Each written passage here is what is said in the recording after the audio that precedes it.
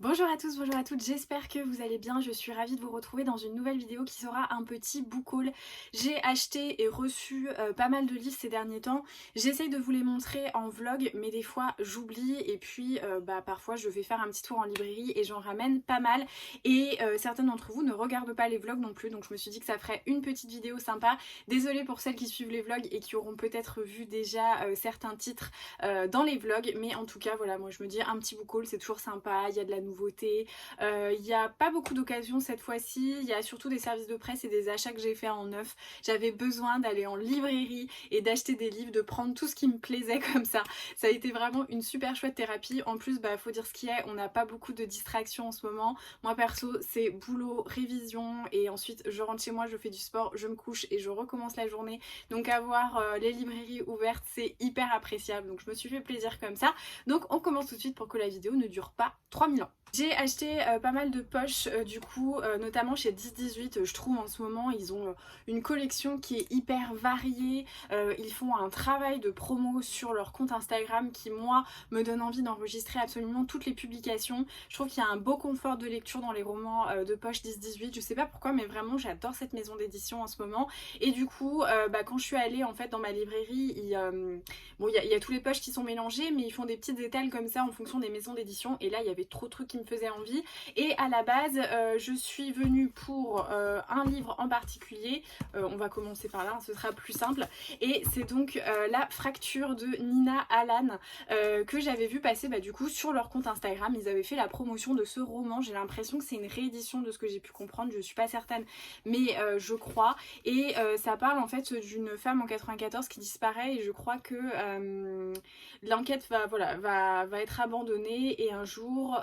elle réapparaît. J'ai l'impression que c'est un peu un leitmotiv en ce moment parce qu'avec le roman de Robert Godard ça m'avait déjà hyper intriguée mais du coup voilà ce roman je connais pas du tout ni l'auteur ni le titre ni rien du tout mais ça a l'air hyper chouette. Il a reçu le prix des libraires, enfin non, sélection 2021 du prix des libraires et voilà il me tente pas mal donc ça a l'air d'être un peu je sais pas si on peut dire un thriller psychologique mais ouais je sais pas, ça avait l'air super chouette donc j'avais hyper envie de le lire et quand j'étais devant le roman le rayon 10-18 pardon, j'ai vu un roman en fait que j'avais enregistré, enfin je l'avais pas enregistré mais je l'avais envoyé à Marion donc du compte Instagram Par un soir d'automne parce qu'on aime bien ont des sujets similaires pour les lectures et je lui avais dit regarde ça a l'air super chouette et c'est donc Le Messager de LP Hartley aux éditions 10-18. Ça a été publié en Angleterre en 53, c'est un roman d'apprentissage aussi troublant que profond, un chef-d'œuvre à redécouvrir et j'ai vu Été 1900, campagne anglaise du Norfolk, voilà j'avais vu ces trucs là, il accepte d'être un messager avec des fiancés. Je sais pas trop exactement ce que c'est, mais ça me tentait bien. La couverture est très jolie comme ça, mais vraiment campagne anglaise, début du 20e. Moi, perso, je suis à fond. Ça me tentait trop, donc j'étais trop contente de le trouver. Je l'avais un petit peu oublié, et là, de le revoir, je me suis dit, ah, mais c'est vrai, je l'avais envoyé à Marion. Donc, hyper contente. Et pour terminer, j'ai craqué du coup, pour terminer les éditions 10-18, parce que là, clairement, on n'a pas terminé. J'ai trouvé ce roman qui est assez petit, qui s'appelle Terrible Vertu de Hélène Feldman. À nouveau, je connais ni l'auteur, ni le titre, ni rien du tout. Et j'ai vu qu'il y avait marqué libre, provocante, révolutionnaire, qui était vraiment Margaret Sanger.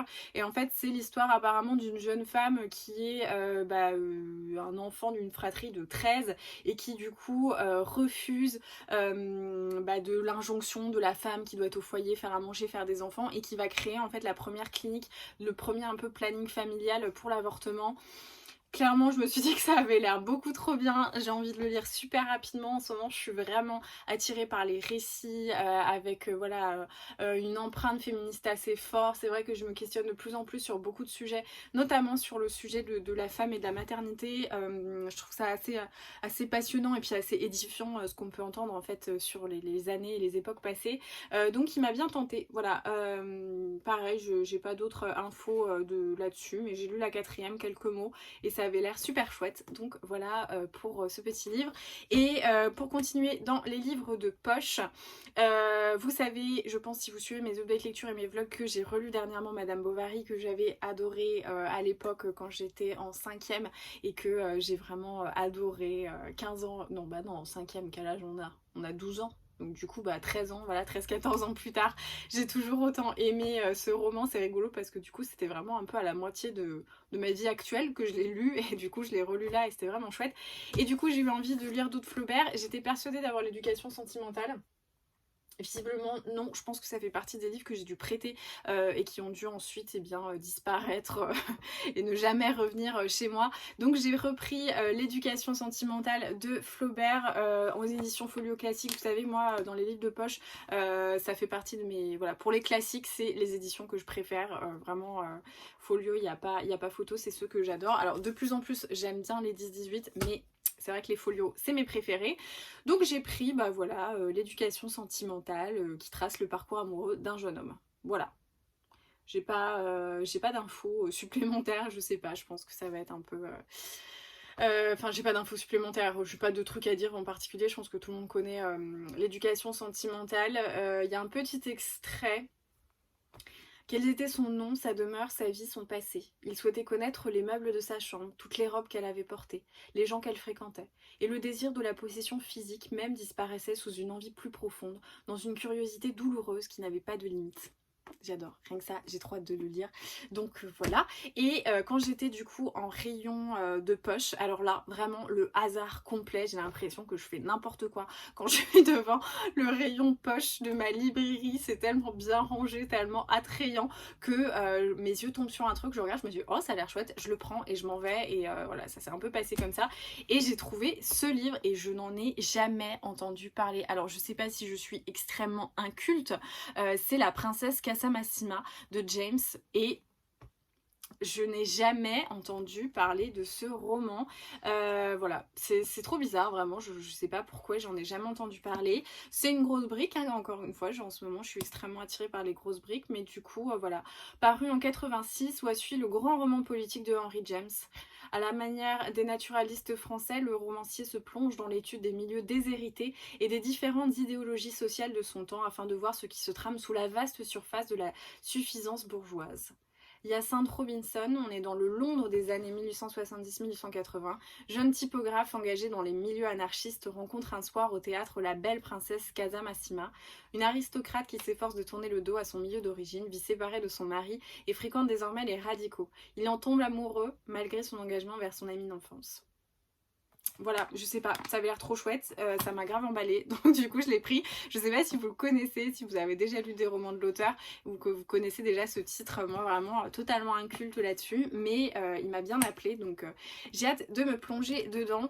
Et j'ai craqué pour un roman NRF Gallimard. Vous savez que moi les NRF Gallimard, à part pour les auteurs que j'achète systématiquement, c'est-à-dire Funky Nose, Delphine de Vigan, Catherine Cusset, voilà ce genre d'auteurs, et Karine Thuil désormais, je n'achète jamais les NRF en neuf parce que je les trouve excessivement chers et du coup voilà je craque pas, mais là je pense que j'avais besoin de craquer comme ça sur des livres et j'ai pris Alexis Jenny, La beauté dure toujours, parce que il y avait quelque chose d'extrêmement beau. On est dans un été caniculaire. La quatrième de couverture, alors je la lis souvent en fait pour les NRF parce que souvent c'est des extraits, c'est pas des quatrièmes de couverture où on essaye de vous résumer l'histoire, et souvent moi ça m'intéresse un petit peu plus d'avoir un extrait, comme si j'ouvrais le livre au hasard et que je lisais une page comme ça. Je trouve que ça donne une belle indication de la plume et du sujet, et donc là vraiment la quatrième m'a tentée. Qu'est-ce que ça raconte? Dans cette ville de cyniques où personne ne croit en rien de peur de se faire avoir, je voudrais parler de Félix et Noé, qui sont les seules personnes de plus de 25 ans à croire à ce qu'ils vivent. Je voudrais parler de ça, de l'amour d'un homme et d'une femme, parler de l'impossible qui a lieu, parler de ceci qui n'a aucun témoin, de ceci tellement intime qu'il est invisible à ceux qui ne le vivent pas. Je voudrais parler de ceci dont on ne peut qu'interpréter les signes ou inventer les scènes. Je voudrais savoir pourquoi deux personnes peuvent rester côte à côte, se frotter longuement l'une à l'autre et y prendre plaisir, et continuer pendant des années. C'est pas merveilleux? Moi je trouve ça très doux, très beau, très poétique, donc j'ai trop hâte, j'ai hyper envie de le lire. Il est pas très long en plus, et je pense que ça va être une de mes prochaines lectures parce qu'en ce moment je suis vraiment dans des textes assez profonds. J'ai du mal avec la légèreté dans la littérature, et pourtant je pense que j'en aurais besoin, mais bizarrement je pense que je suis un peu sadomaso en fait. Quand ça va pas j'ai envie de... je pense que c'est un peu un truc universel, quand on est triste on écoute des musiques tristes alors que c'est débile de faire ça, mais bon voilà, du coup il avait l'air très beau donc je suis contente de l'avoir eu. Et on va passer aux réceptions, services de presse. Alors avant de passer les services de presse, ma copine Manon de la chaîne Vibration littéraire et du compte Instagram Vibration littéraire m'a envoyé ce roman, donc Ces orages-là de Sandrine Collet. Je l'avais pas mal vu tourner, c'est aux éditions JC Lattès. Et en fait, elle en avait parlé et ça m'avait bien tenté et du coup elle a pas voulu le garder donc elle m'a proposé de le recevoir. Je sais plus exactement de quoi ça parle. Avec ces orages-là, Sandrine Collet se fait la voix de l'intime et nous offre un roman brut, somptueux sur les ravages de l'obsession, servi par cette écriture au cordeau qui la distingue. Voilà. Ça a l'air beau, non? Je sais pas trop de quoi ça parle, mais c'est pareil, ça fait partie des livres que je vais lire assez récemment. Enfin, assez récemment. Oui? Non, je sais plus. Enfin, en tout cas, je vais le lire prochainement parce que ça me tente bien et j'étais trop contente. Et j'adore faire ça en fait, recevoir des livres que la personne voilà, a lu mais qu'elle veut pas garder. J'essaye de le faire de plus en plus. Là, il faut que je l'envoie. J'ai un livre à envoyer à Pauline de la chaîne OAPD qui voulait lire du coup la réécriture de La Reine des Neiges, vous savez, glacée. Bon, j'avais pas trop aimé, mais elle avait quand même une curiosité. Et du coup, je trouve que c'est une super idée de faire ça en fait avec les copains-copines, de se renvoyer les livres qu'on n'a pas envie de garder. Donc j'étais trop contente. En plus il y a un petit mot, elle m'a mis un petit lapin, regardez comme c'est trop mignon, et elle a fait son petit seau, j'adore. Franchement Manon c'est vraiment mon bonbon sur Instagram. Et un petit marque-page Vibration littéraire, je suis trop contente. Mais ouais, ça m'a fait trop plaisir. Puis du coup j'ai un peu l'impression que voilà, c'est une petite partie de ma petite Manon, donc il me donne encore plus envie. Dans les autres romans que j'ai reçus 2 romans d'une même autrice par les éditions Hauteville et c'est donc Kate Quinn que moi je n'ai pas lu. Donc son roman Le Réseau Alice, je crois qu'il a été extrêmement bien accueilli par la critique, par la presse, par Bookstagram, Booktube. Enfin vraiment j'ai l'impression d'avoir vu cette couverture partout. Voilà, plus d'1 million de lecteurs, je pense que c'est assez significatif. Moi je ne l'ai jamais lu, mais ça a l'air d'être un roman historique et apparemment c'était vraiment très chouette. C'est pendant la Première Guerre mondiale. Mais voilà, je le connais pas du tout, donc là il est sorti en poche et j'ai l'impression que son nouveau, je ne sais pas si c'est la suite ou pas, je n'ai aucune idée, mais en tout cas son nouveau est sorti du coup en grand format. Est-ce que c'est la même? Le Réseau Alice, qui est-ce qu'on suit? Non, je pense pas. On est en 44 cette fois-ci mieux, donc voilà. C'est son nouveau roman, donc j'ai reçu les 2 romans de l'autrice. Ça me tente bien, c'est pareil, roman historique, ça va être hyper chouette. Je pense pas qu'ils aient partie du catalogue que j'ai demandé, mais je pense qu'ils ont une opération de promotion par rapport à cette autrice. Et j'ai bien hâte, parce qu'en fait celui-ci je l'avais vu pas mal passer, et c'est vrai qu'il me tentait. Enfin j'avais vu des critiques dithyrambiques, donc ça me tente bien de lire celui-ci. Et je pense que je commencerai par celui-là avant de lire le dernier sorti. Donc voilà les petites réceptions Hauteville. J'ai reçu également pour la lecture du Club Fleuve du mois d'avril le dernier roman de Karen Ponte, La lumière était si parfaite, qui est aux éditions donc Fleuve, le Club Fleuve qui est organisé par Mademoiselle Lee, où il y a plein de copines. Il y a Estelle, petite lectrice, il y a Carnet Parisien, Mélusine, il y a Marie Muffins and Book, il y a Laura du compte Instagram Ultime Parole, enfin vraiment que des filles que j'adore. Donc je suis trop contente de faire partie de ce petit club. On a en plus souvent les mêmes avis sur les romans, c'est assez rigolo. Donc le dernier roman qu'on a lu, enfin moi c'est le premier que j'ai lu, c'était La promesse d'Edna, qui ici j'ai pas extrêmement accroché.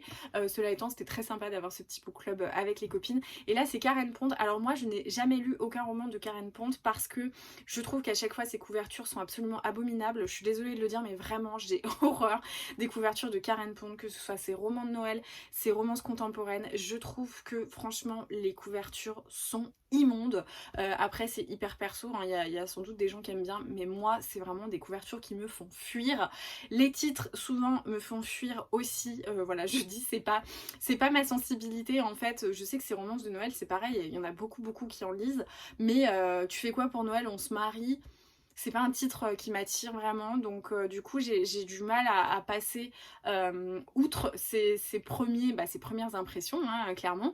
Et je n'ai jamais lu Karen Ponte, donc là c'est le premier que je vais lire avec les filles. Il est pas très long, j'ai pas vu la 4e de couverture parce que j'ai pas envie non plus de me bloquer si les sujets ne me plaisent pas, parce que ça se trouve je vais dire ah bah en plus les sujets ne me plaisent pas, donc je pense que j'ai déjà assez de préjugés de par la couverture et le titre. Je vais y aller à l'aveugle et si ça se trouve et peut-être que je vais totalement totalement changé d'avis, je l'espère, j'aime bien me faire surprendre, surtout quand j'ai des avis comme ça, je trouve ça hyper agréable en tant qu'humain d'avoir des préjugés, d'avoir des avis comme ça déjà faits, préétablis et ensuite de se tromper totalement. Je trouve que ça fait toujours plaisir, c'est une petite surprise dans notre espèce de certitude, moi j'adore ça, donc peut-être que ça va se passer, je vous le dirai.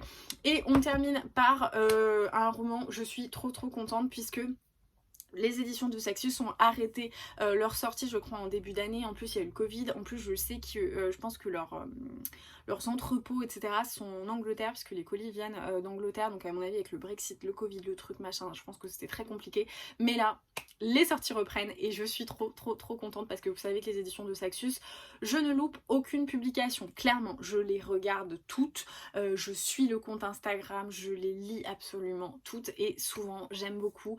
Même s'il y en a qui sont plus ou moins des bonnes lectures. En fait, pour moi, c'est toujours c'est de la littérature où j'ai pas vraiment de surprise parce que il y a un fil conducteur. Il y a les livres que je trouve mauvais, les livres que je trouve bien mais sans plus et les très bons livres. Et bah en fait pour moi les éditions de Saxius c'est toujours si vous voulez dans cette échelle haute en fait. C'est toujours des livres où même si je trouve pas ça génialissime, ça reste des bons romans fantasy, fantastiques, young adulte ou adulte et à chaque fois je suis vraiment trop contente de découvrir le catalogue et donc là il y a des nouvelles sorties, je suis comme une dingue et là c'est les saisons de la tempête de El Cosimano.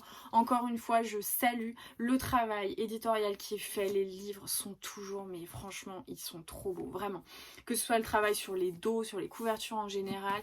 Là je sais pas si vous pouvez voir mais il y a un petit peu de relief avec du vernis sélectif, voilà, là on peut voir, ils font vraiment un boulot de dingue. Vous avez toujours en plus un petit communiqué et c'est pas la feuille qui est imprimée à moitié plissée, c'est vraiment, vous avez un petit dépliant comme ça, enfin je trouve qu'ils soignent vraiment tout et j'aime beaucoup, voilà, donc les saisons de la tempête, je ne sais pas de quoi ça parle, je pense qu'il y a une espèce de mythologie. Là je vois, devenus des incarnations physiques des saisons, ils doivent s'entretuer pour survivre. Que se passera-t-il s'ils s'unissent? Un récit fascinant sur l'amour, la mort et l'amitié. Voilà, donc c'est du fantasy, hein, je pense, ou fantastique, je sais pas, je vous le dirai, mais... Voilà, j'ai pas envie d'avoir d'autres infos en fait sur ce roman. Souvent les deux Saxius je les lis un petit peu à l'aveugle, donc ça va être pareil, une de mes prochaines lectures parce que clairement les romans de Saxius ils y passent toujours. Je vois en plus que j'ai l'impression qu'il y a des illustrations parce que là il y a des pages un peu plus foncées, voyons. Ça se trouve je dis une bêtise mais... Ah si, les parties sont divisées comme ça avec une petite page de garde. Bah super, voilà, je suis trop contente. Merci encore aux éditions de Saxius pour le renouvellement de leur confiance. Je suis trop contente d'être en partenariat avec eux parce que voilà, je trouve que ce qu'ils font, ce qu'ils sortent, c'est toujours hautement qualitatif. Donc je suis trop contente. Voilà, c'est tout pour ce petit book haul. J'espère que la vidéo vous aura plu. Évidemment, peut-être qu'il y aura des romans que vous aurez déjà vus si vous suivez les vlogs. Mais en tout cas, j'avais envie de vous les présenter, de faire une petite vidéo book haul. Notamment pour ma meilleure amie Anaïs qui, elle, n'aime pas regarder les vlogs. Donc comme ça, moi, tu verras, tu vois, je pense à toi si c'est pas beau ça. Mais en tout cas, voilà, je sais qu'il y en a qui préfèrent regarder que les vlogs, d'autres qui préfèrent regarder que les autres vidéos annexes. Donc je me dis comme ça, tout le monde est content. Puis j'essaye de garder des petites surprises par rapport au vlog. Donc merci d'être toujours présent et présente pour regarder mes vidéos. J'espère que ça vous aura plu de voir voilà mes derniers craquages parce que là il y en a quand même pas mal, mais bon, faut ce qu'il faut pour se faire plaisir. Moi c'est les livres et puis voilà, j'ai pas de vice, je fume pas, je bois pas, donc c'est quand même peut-être mieux de lire des bouquins, non? Vous pensez pas? Dites-moi dans les commentaires quelles références vous intéressent, si vous avez déjà lu certains classiques que j'ai présentés ou certains livres de poche, voilà, si vous en avez lu ou si certains vous intéressent. Dites-moi tout dans les commentaires, je vous lis toujours, même si je suis toujours aussi nulle pour vous répondre, mais en tout cas je lis tout le monde. N'oubliez pas comme toujours un petit pouce, de vous abonner et de partager sur les réseaux sociaux, ça m'aidera grandement à développer ma communauté. C'est comme ça que vous pouvez aider les créateurs de contenu que vous appréciez, donc merci du fond du cœur à celles qui le font toutes les semaines. Vous êtes au top, franchement je vous adore, merci beaucoup. Je vous fais des gros bisous, je vous souhaite de bonnes lectures et je vous dis à très vite.